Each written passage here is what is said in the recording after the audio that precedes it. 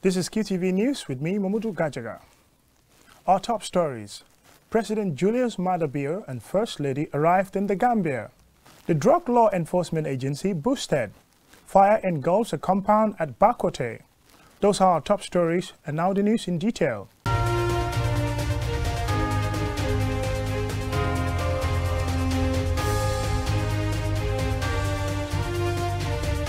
President Julius Maada Bio of Sierra Leone has arrived in the Gambia for his maiden official visit. Bio was elected president in April 2018. The visit is expected to further strengthen the long-standing ties between Freetown and Banjul. Alif Sise was at the airport and he now reports. We're still at the Banjul International Airport, where any moment from now, President Maada Bio of Sierra Leone will land here at the airport. He will be received on arrival by President Adama Barrow. Maada Bio is accompanied by First Lady Fatima Jabi, who is a Gambian. The sisterly relationship between the Gambia and Sierra Leone is not just a product of the two countries' foreign relations or their diplomatic ties. It dates back to the colonial days or much earlier. During the colonial days, the Gambia and Sierra Leone were being administered together by the British. But aside from this, the two countries had a lot in common.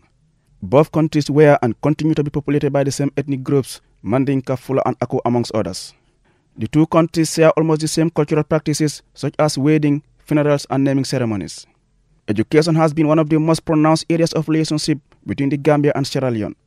During the colonial days and the First Republic, the majority of Gambians that received post-secondary education got it from Sierra Leone. A lot of senior Gambians did their university education in Sierra Leone. Therefore, it is hoped that the two leaders will use the visit to further strengthen the cooperation and relationship between Banjul and Freetown. Approximately, there are more than 6,000 Sierra Leoneans living in the Gambia. Most of them are noted for their educational achievements and trading activities. My name is Jerry. How do you feel by the visit of your president, President Bio? Well, actually, we feel so excited because a bit a while we are expecting that to happen in Gambia.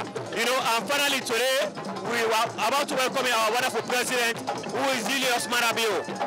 All I have to say is, God is the one that elected him to be the president of Sierra Leone, and he's a man with Simba and Caliber.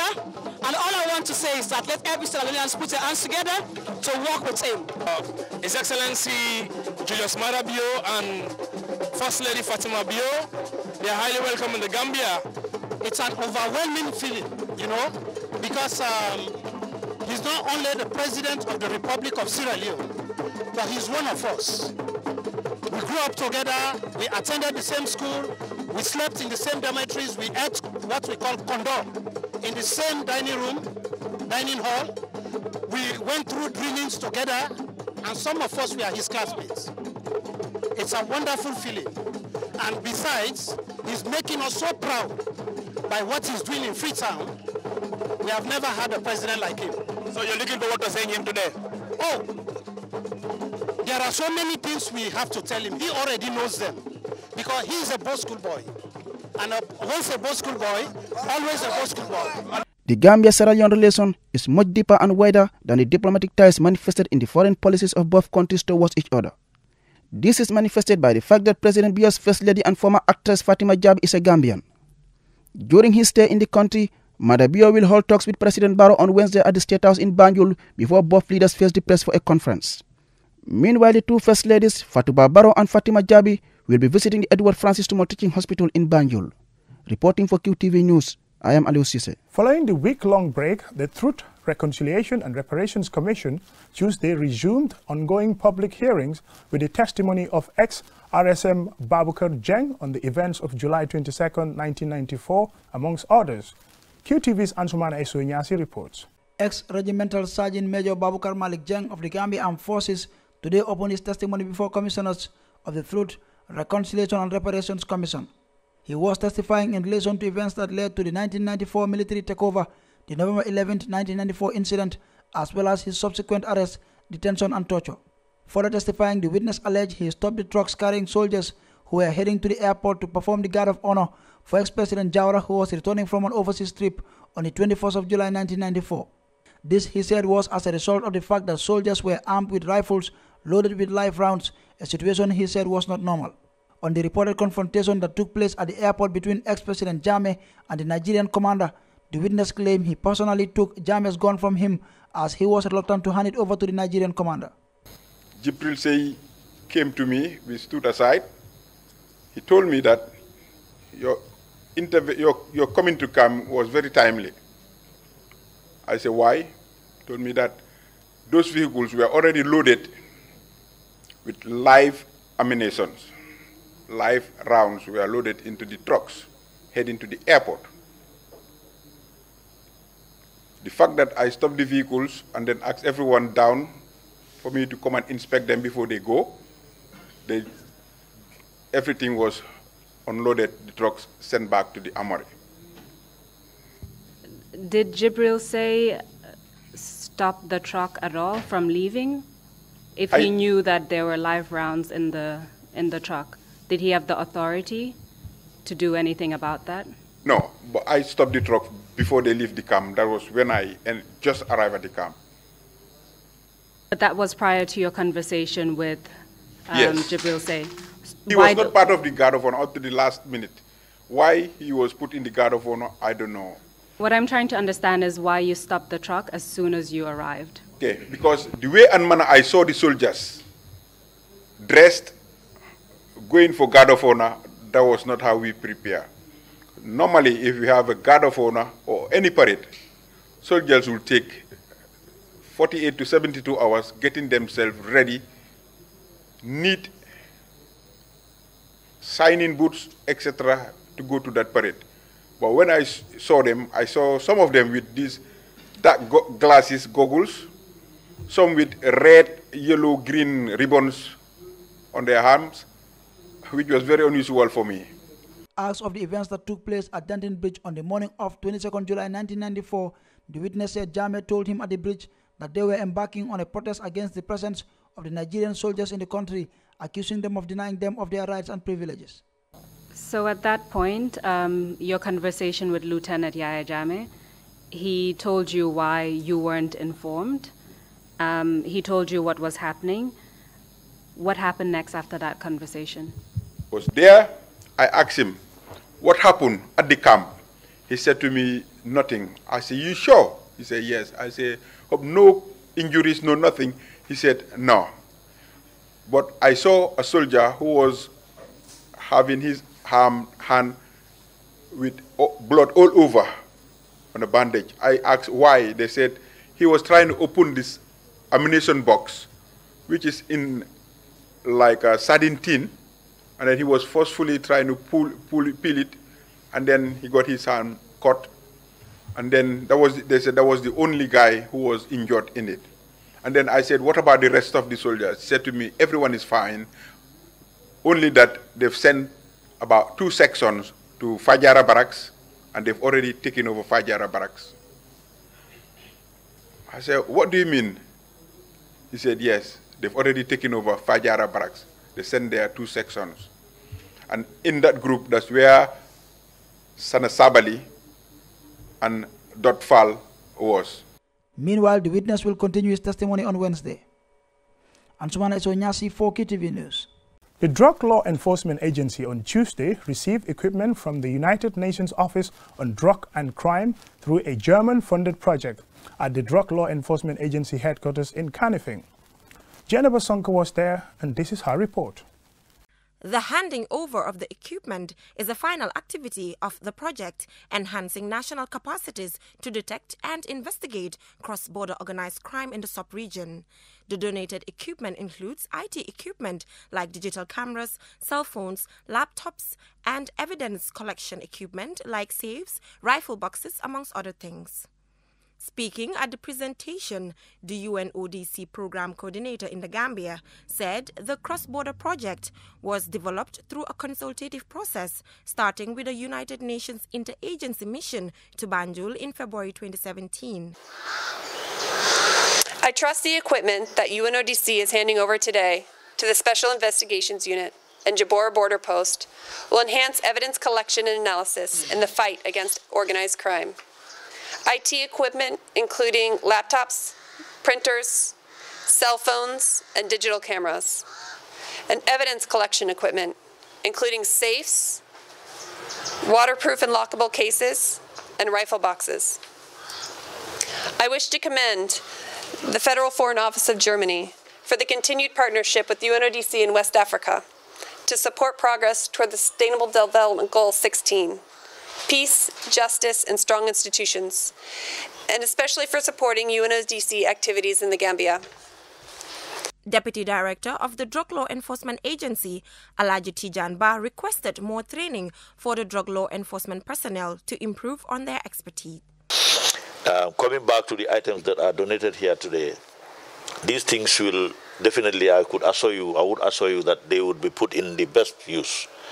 We have been yearning to move from one stage to a better stage, and these equipments will help us tackle border crimes.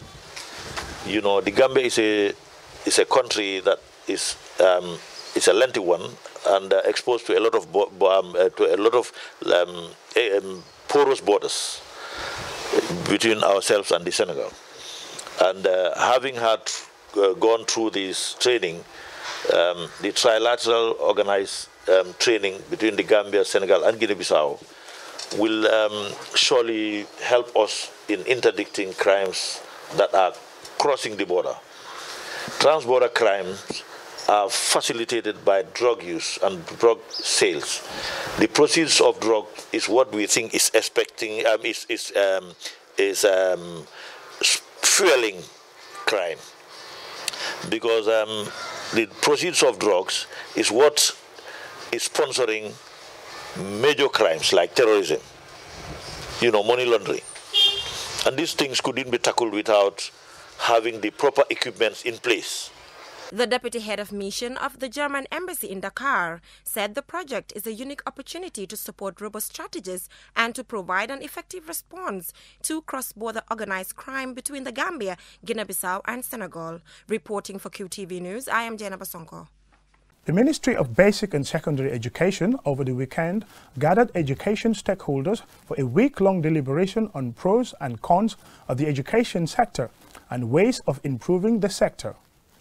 Babukar C. files in this report. The Basic and Secondary Education Ministry has come under serious attacks from citizens for not living up to expectation following recent poor results coming from WAEC and other lower grades. The quality of education has diminished and many have called for an overhaul of the sector. Almost 90% of the Gambian students who sat last year's West Africa Senior Secondary School examination failed miserably. The students failed most of their subjects, particularly subjects such as mathematics and English language. Gambian scholars claim that the poor results represent the country's declining education system. Adama Jimba Job, Deputy Permanent Secretary at the Ministry of Basic and Secondary Education, said the problem facing education should not be blamed on the ministry, but a responsibility that all should take to push for a better output. He argued that quality and quantity cannot go at par with little resources. If you know education 20 years ago and where we are today, then you'll appreciate what we are doing. 20 years ago, our problem was access. And we concentrated all the resources on creating access because every Gambian had the right to go to school. And in the process of creating access, we have realized that we have mortgage, we have downplayed quality. Because the two to go together is a challenge. And we are a developing country, we don't have the resources. So now we have addressed access to more than 95%. We are thinking of what do we do to address the quality and not to lose the gains on access. Because we need to maintain the gains on access and also work on the quality issue. In that process, we need you as journalists. One, what you report to the public, is it accurate? We need you to sensitize the people on their roles and responsibilities. For example, during the CCM reports, one of the teams that went to one of the communities, they explained that even for the teachers to meet with the parents, they have to go to the village and meet them. If you call for a PTA, they will not come. That is not what we expect. Because the teachers are there to help your own children. Come, let's discuss about the lives of your children. You are reluctant to come. So the role that the parents are playing, no matter how committed the teachers are, the parents' role must commensurate that of the teachers so that we can move forward. Deputy Permanent Secretary Jimba Job continued to assure the ministry's support to all the directorates and sectors available despite the mega resources available and make sure all departments work towards addressing the challenges of education in the country. According to the West Africa Examination Council, over 13,000 Gambian students took last year's exams, with 475 candidates obtaining credits in 5 subjects and above, including English language and mathematics. WAEC also says there has been a decrease in pass ratio compared to 2017, when 530 students obtained 5 credits in 5 subjects and above. Babukar Se, QTV News. A fire outbreak on Sunday evening destroyed a house at Bakote in the Kanifing municipality belonging to one Alhaji Mustafa Jallo. The fire consumed the entire, rendering the occupants homeless. Omar P. Jallo reports. At least 6 houses containing viable properties have been destroyed in the fire. The incident, which lasted for about an hour before it was put under control, destroyed the house apartment of 2 bedrooms each and consumed all their belongings, leaving them in a worrisome condition. The cause of the fire is suspected from electricity default. The head of the compound, Alhaji Mustafa Jallo, described the incident as disastrous.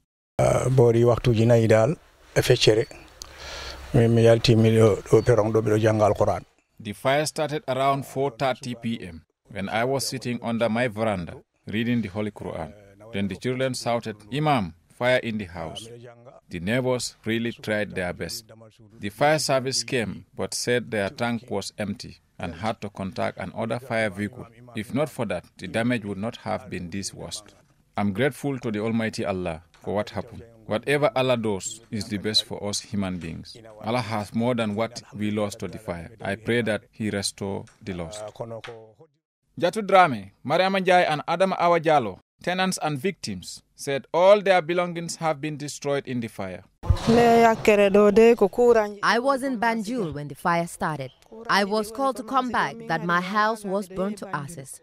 I am a food vendor at Tipper Garage. For the last 15 years, I am also the leader of the women group at Tipper Garage. I was keeping their money and lots of their belongings, and now it all got burned. We are appealing to the government, philanthropists and NGOs to come to our aid. They appeal to the government, individuals and philanthropists for support. The ward councillor of Bakote, Lamin K. Jame, has this to say. It is a real threat to the communities now within the KMC. To our understanding nowadays, whenever there is a fire outbreak, the whole environment or the whole structure has to get burned to us. There is no mechanism that they can control the fire anymore. Due to our findings, we find out that there are so many factors attached to this. They don't have the capacity of the vehicles that they are using. The hydrants also are all blocked within the area.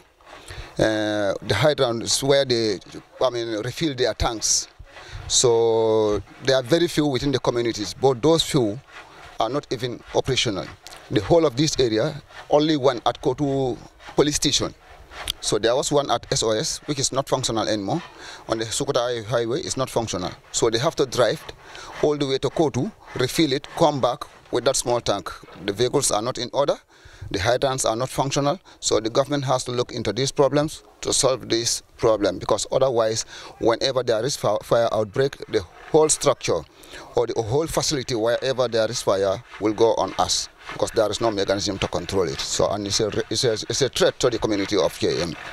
Fire outbreak remain on top of the list of tragedies registered in the Kanifing municipality and West Coast region. The public relations officer of the Fire and Rescue Service, Pate Jiba, confirmed to QTV on a telephone conversation, a situation he described as worrying. Before we end this bulletin of the news, a recap of our main stories. Julius Maada Bio, President of Sierra Leone, has arrived in the Gambia for his maiden official visit. Bio was elected in April 2018. The visit is expected to further strengthen the long-standing ties between Freetown and Banjul.